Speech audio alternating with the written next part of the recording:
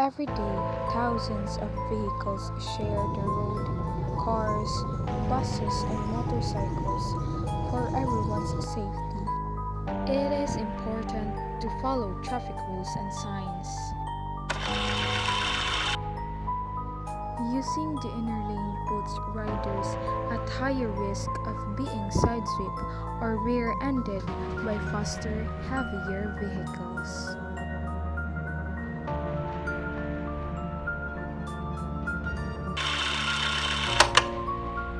According to the traffic enforcers, drivers should use the inner lane for faster moving vehicles, while the outer lane is for slower moving vehicles. Riders that are not using the right lane can put their lives at serious risk.